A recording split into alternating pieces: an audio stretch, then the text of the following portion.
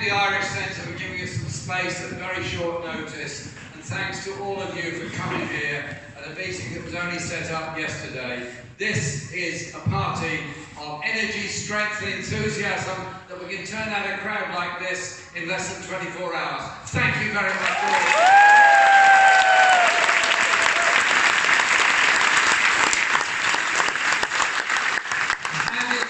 We should be in an Irish Centre because this city does represent people from all over the world. This is a city that welcomes people from all over the world and has always acted and behaved in a truly internationalist way. I'm proud to be in Manchester supporting you, Labour in Manchester in the North West, and looking forward to making more Labour gains come the general election. And next week I'll be in Southport. Are we up for winning Southport? And I want to say a big thank you to Andy Byrne for being here this afternoon. Andy, you're most welcome. Lovely to see you. And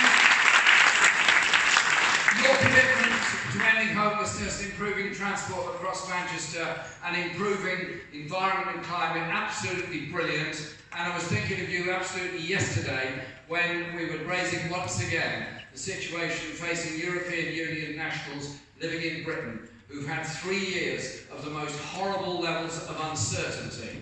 They don't know what's going to happen to them. In many cases, their children, with one parent coming from one part of Europe, another from another, they don't know what their future is. No family should be put through that kind of disgusting uncertainty. And straight after the referendum,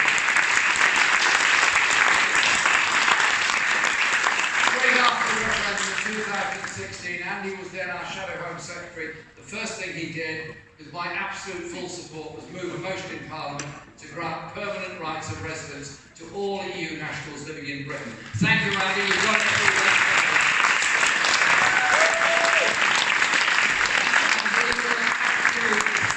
By that commitment. And I thank my parliamentary colleagues for being here today. Afzal Khan, thank you very much.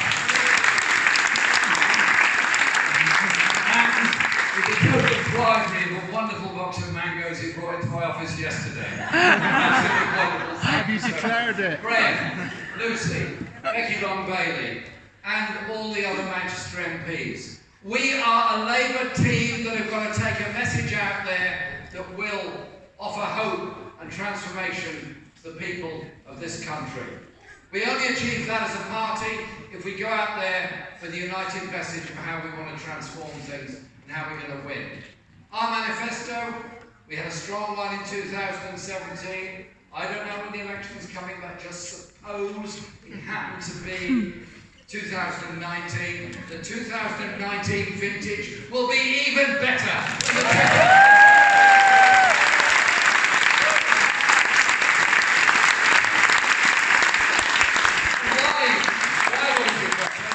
Because all of the shadow cabinets, Labour MPs, shadow ministers have spent 2 years travelling around the country, meeting people, listening to people, talking to people, listening to councillors, talking to them about the way in which local government has been so grievously treated by this government, and talking about how we can achieve things.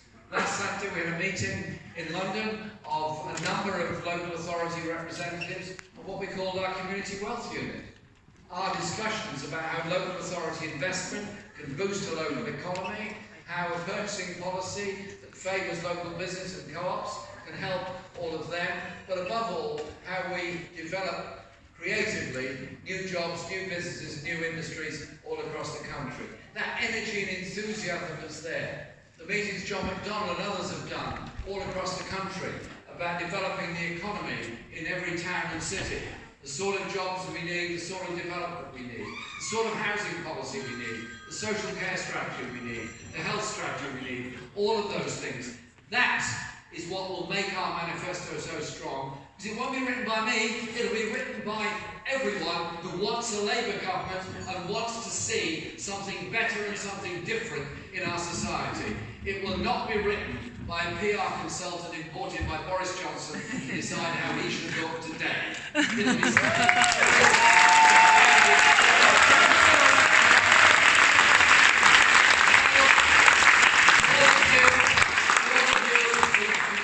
contributed to the policy-making process, thank you very much indeed. And our conference this year in Brighton will be agreeing on a lot of policy developments, all of which I believe are very important and I hope will bring us the support and success that we deserve. When we elected a Labour government, that's just the start of the story. Because as somebody very diplomatically pointed out, a number of us have been under some criticism of some of the mainstream. Ed Miliband gave us some very helpful advice the day I was elected leader. I said, Ed, any particular advice? He said, don't buy the daily papers. It's a waste of money, it'll only annoy you. And I followed that advice. As far as I'm concerned, I want to get a message out there of what our party can be and can achieve. And I've just come from Liverpool, where I was with Steve Rotheram, and I was giving our backing to the proposal that he's working on, that Liverpool City Region is working on, with the support of all the local authorities in the area. That is for sustainable energy, green energy, through the development of a Mersey barrage. That barrage will create jobs, will create skills, will generate a lot of electricity, and will be an impetus for the way forward in the future. And I'm very proud to give that support and give the support we are giving to green energy industries all around the country. Becky Long-Bailey is leading our whole charge on a green industrial revolution in this country. On May the 1st, I proposed to Parliament that the British Parliament declare a climate emergency. Michael Gove, in reply to my speech, in which I'd outlined the problems we face, the global warming we face, the pollution we're making of the seas, the numbers of species we're making extinct, the damage we're doing to our biodiversity and our natural ecosystems, it cannot go on. If it does, our very sustainability is damaged terminally for future generations. I've always been very supportive of any kind of environmental sustainability policies. And I want our party to be at the forefront of this whole issue about how we conduct ourselves, our lives, and our policies. But sometimes, as the Prime Minister pointed out yesterday, environmentalists are always hair-shirted. Well, I'd never accuse Boris Johnson of being hair-shirted, more like silk-shirted. But sometimes people say, well, actually, all you want to do is stop everything. No, not at all. The environmental crisis we face and the environmental emergency we face doesn't fall evenly on the entire population. It's children living in the poorest communities who breathe the worst air. Yeah. It's populations living in inner urban areas that live shorter lives than the wealthier people living in the suburbs. You can take a train ride from Cheshire up to the north of Lancashire, and you would go through life expectancy that would go like that. And you could do that for any city across the whole of Britain. We are damaging children's lives before they've even reached primary school, where the foul air they're breathing means they lose up to 10% of their lung capacity before they even get into primary school. That is terrible, that is wrong, and so it does mean green transport, it does mean changing the way that we do things. But it's not about stopping everybody doing anything, it's about using our creativity, our brains, and our technology to create cleaner transport, to generate cleaner energy, and to have an agricultural and land management system that preserves and enhances biodiversity, not destroys it. And that is what our green strategy is about. And the three members of the Shadow Cabinet, Sue Hayman, Becky Long-Bailey and Barry Gardiner, are doing a great job in discussing all this with lots of interest groups and people as a way of taking that forward. And our green industrial revolution will create about 400,000 jobs across the whole of the country.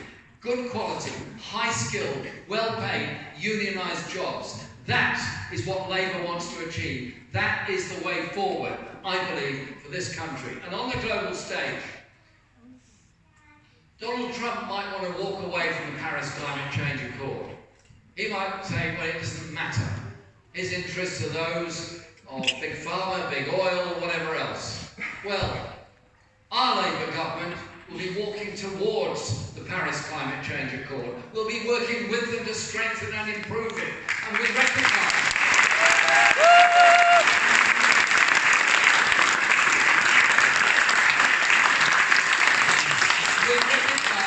globally, as in this country, environmental disasters don't fall evenly on people. Ask that to a refugee in a refugee camp in Libya who's had to leave their home because of land destruction, because of environmental destruction. There are climate refugees already in the world, as well as refugees from wars and displacement. And look at those people forced into shanty towns on the edge of cities because of the way their lives have been destroyed because of climate change and other issues. It matters to countries that are very low lying, that the sea level rises. And so we have a responsibility to do everything we can. And I want to lead a Labour government that will work with people all over this world to try and bring reality to those climate change accords and not allow Donald Trump, Boris Johnson or anybody else to ride roughshod over them. Are you up for that?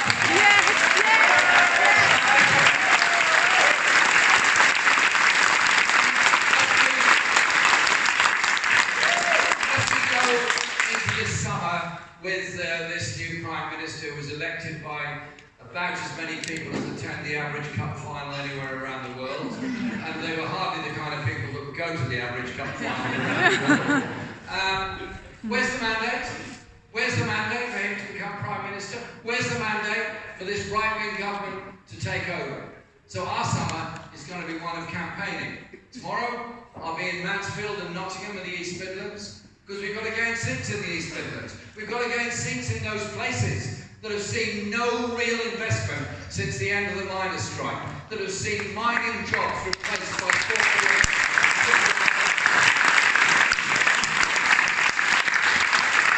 And we're going to be campaigning all over the country, including a big campaign in Scotland.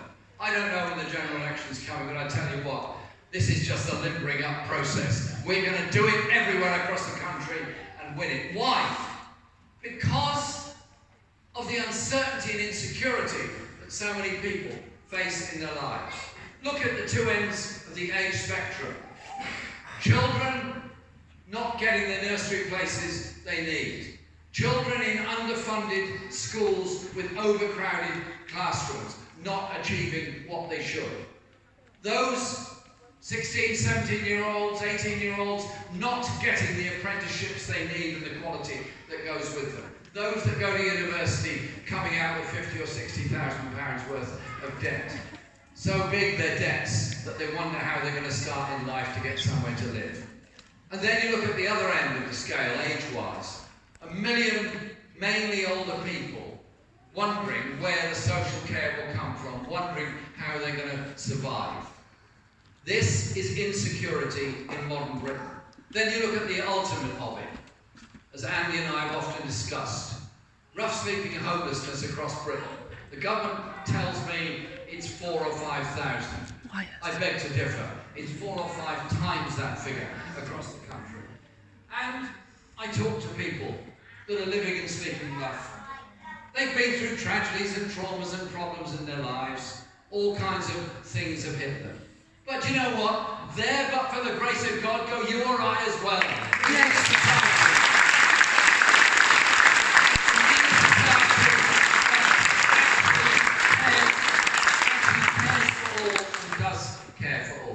So it is a Britain that is very divided. It is a Britain that has had now 9 years of austerity, 9 years of falling wages, 9 years of cuts to local government expenditure, 9 years of underfunding health expenditure, 9 years of the political choice of austerity, which we have all suffered from. So is it to be Boris Johnson, who was elected by this curious minority of people around the country, promising, you can add it up in different ways, but it's at least 10, probably 15 billion pounds worth of tax cuts to the very richest within our society. then at the same time announcing he's going to spend money on various unspecified places and projects over the next 6 months, year, or whatever it is, all vagueness, well, something to me doesn't add up. If you're giving away £15 billion in tax cuts to the very richest and the very biggest corporations, that's a political choice. It's his political choice. My political choice, our political choice would be, I wouldn't give any of it away.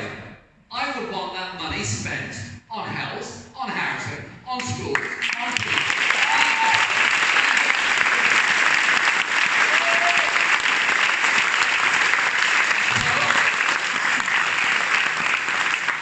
We will be investing in Crossrail for the north. We will be investing in a better rail system across the north. We will be moving part of the Treasury operation to the north of England. We'll be investing right across the north, which has received about a quarter of the transport infrastructure investments that have been put in London and the southeast. We'll be investing in rail, in public transport as a whole, and particularly in buses. Only London survived the 1980s attempt at privatising all bus services and deregulating them all across the country. You all know the price that's been paid, not by those that caused the policy, but by those who simply want to get around on an affordable bus. Well done, those Labour authorities that tried to bring in better bus services under the bus legislation. And you must know that we lead the way for a publicly owned rail system and a municipally owned bus system across the country, and above all, integration of our transport so public transport becomes the first choice to move around, not the last choice. That gives us less protection.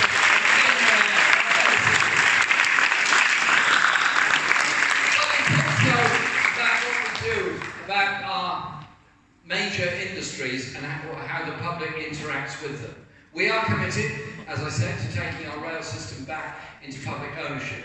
We're also committed to taking Royal Mail back into public ownership.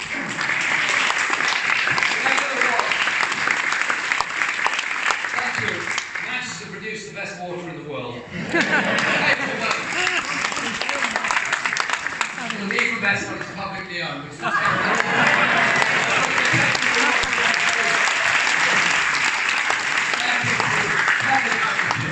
We've had enough of the asset strippers that Thatcher brought in to take over all those public enterprises, to sell off the assets and pay themselves bonuses with money that they borrow against what remaining assets they've got. I'm fed up with the waste of water, the leakages and all the rest that go with it. Let's have the water industry into public ownership, working with the Environment Agency to conserve our water supplies, ensure customers pay a fair price for it, and there's an investment in a better future for a better pipe network across the whole country. I'm fed up with asset strippers getting hold of what were public investments in the first place. There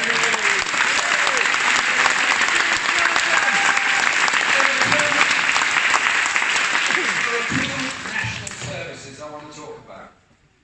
The first one is our National Health Service.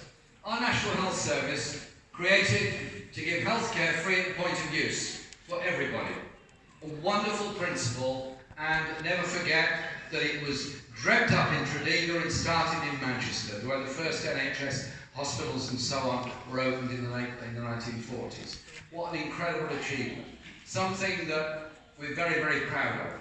I went to Mexico for the inauguration of my friend Andres Manuel Lopez Obrador as president late last year. And I was travelling with him, and he said, Jeremy, what do you want from my government? I said, what I want from your government is you to be in office and the people of Mexico to be better off, which I'm sure they will be. I said, is there anything we can help with or you would like from Britain? He said, please, can I have your National Health Service? Because we provide over a country where there is no National Health Service, where you get health care if you can pay for it. He's obviously trying to change that, but he saw the reality of how good our NHS is. Underfunded, stretched, and all the rest of it. But with Johnson in charge, a no-deal Brexit, a sweetheart deal with Trump, and American healthcare companies coming in. Sorry, our NHS is not for sale.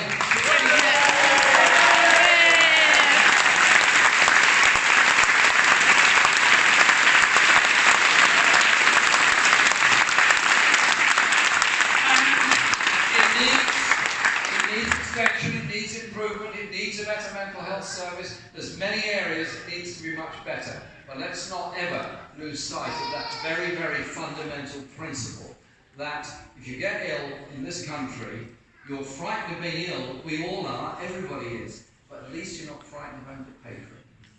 When you talk to working class families in the USA, they get ill. They have a double fear of the illness and how many of their family can chip in to help them get treatment. A dear friend of mine died 2 years ago, who had been born in the USA, come to this country, made his life here and made his contribution here, and suffered a very serious series of cancers.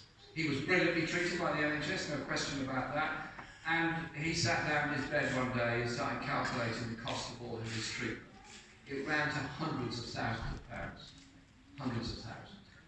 And I said, well, why are you working all this out? Because it's the treatment that matters. That's what the NHS is there for. He said, yeah, but my family in the USA, even my widest extended family, couldn't reach, with all their assets, a quarter of the bill that had paid for by the NHS. He said, whatever you do, defend and protect our NHS and don't ever get involved in the system known as American healthcare.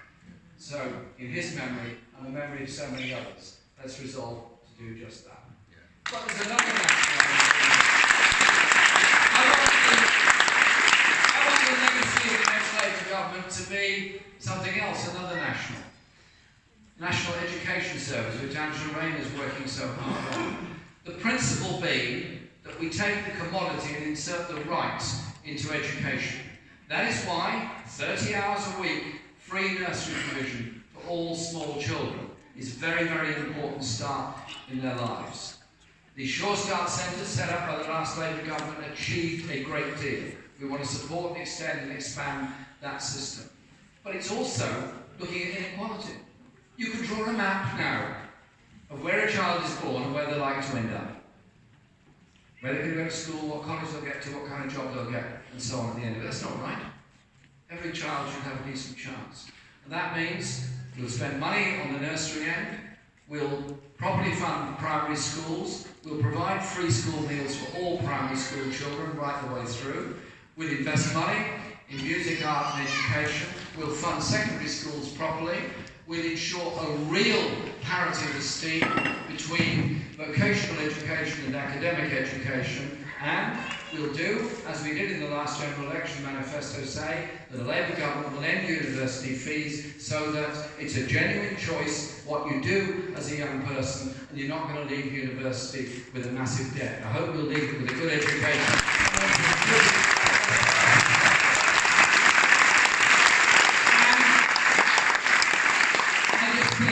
Education has to be something that is a right provided for each individual by the whole community. But I get alarmed at the levels of competition between free schools, academies and other schools. I get alarmed at the stress that children in primary schools are put under through the SATs testing in Key Stage 1 and Key Stage 2. And I get alarmed at the way in which the competition between secondary schools can get totally out of hand, to the extent that some young people either pushed out or fall by the wayside. Well, I'm sorry, we are all here for all of our young people.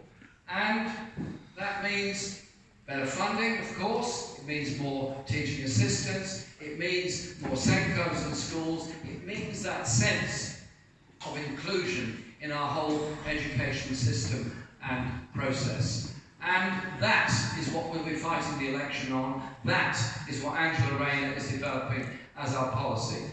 I want our Labour government's legacy to be, they defended the NHS, they created the NES, they brought about a green industrial revolution that's provided the jobs and prosperity for our people for the future.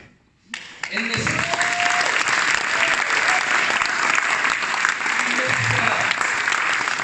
region, you fought off the far right. When Afzal was elected as an MEP that was defeating the BNP at that time. Mr. Stephen Yaxley Lennon appeared and travelled around the northwest trying to get support. People mobilised together to say we're not having that kind of racism or any kind of racism within our society.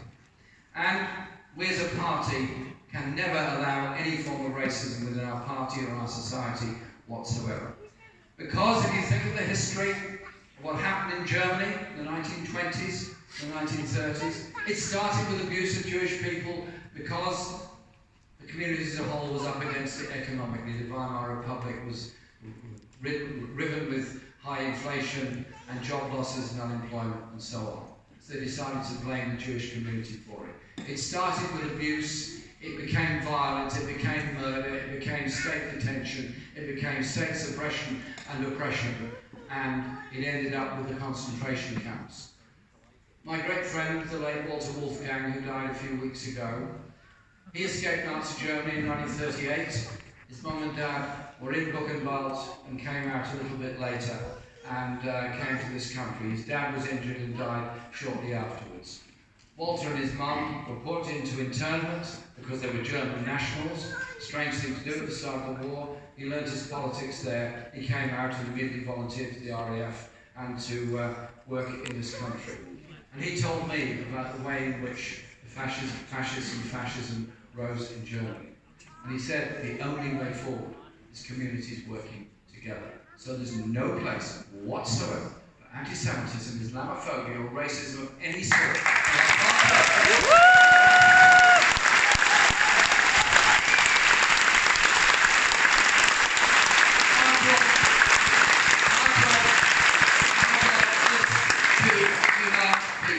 Our job is to take Johnson and his team to task. They want us to go off the edge of a cliff at the end of October, a no-deal Brexit. We will do everything we can to stop that.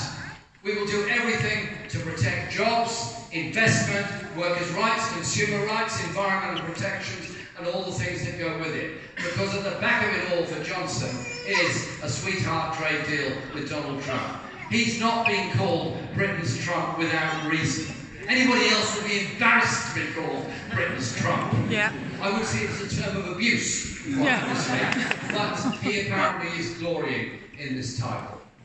So, however people voted in the referendum in 2016, as on this platform, come together on the investment strategy we will follow, the trade relationships we will follow, the Labour government that we will elect, whose watchword around the world will be peace, justice, human rights and democracy, whose watchword in this country will be ending inequality, injustice and the extremes of poverty that exist in Britain. Our government, I want to be judged about how many council homes have you built, how many children have you taken out of poverty, how many homeless people have given new house, how many children are doing better in school, and how much we reduce the gender pay gap and the inequality that goes with it.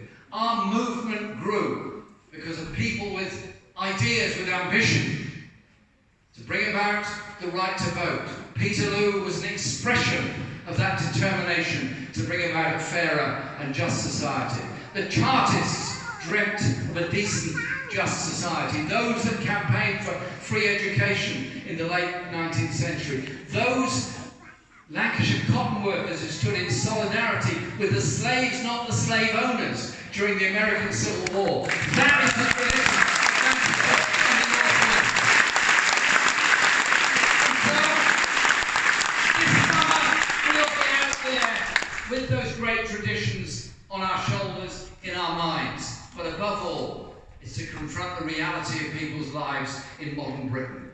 Is their future going to be served by a right-wing government wedded to free market economics, wedded to privatisation, wedded to all of the things that have brought about the inequalities in the first place? Or is it to be a Labour government saying, in the fifth richest country in the world, we can do better than this in this country, and better than this on the world stage?